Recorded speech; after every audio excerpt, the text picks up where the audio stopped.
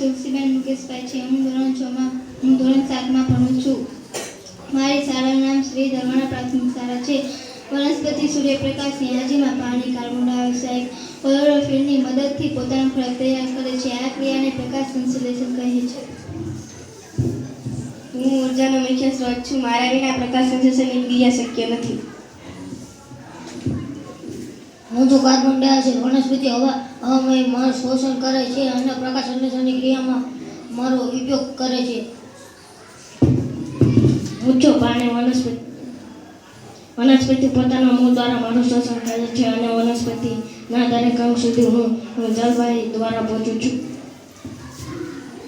હું વનસ્પતિનું રસોડું છું.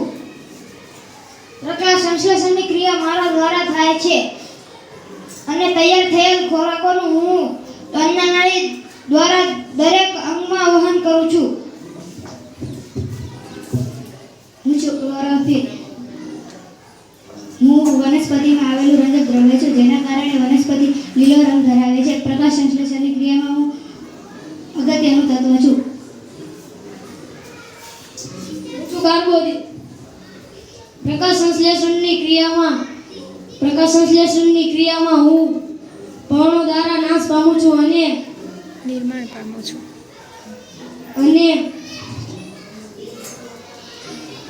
અને મને ગ્લુકોઝ અથવા C6H12 O6 વડે પણ ઓળખવામાં આવે છે.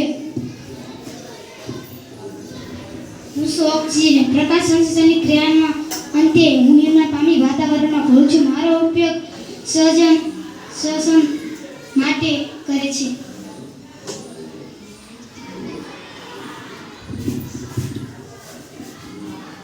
અમે શ્રી ધર્મણા પ્રાથમિક શાળા ધોરણ 7ના વિદ્યાર્થીઓએ તમારી સામે આ રજૂઆત કરી છે.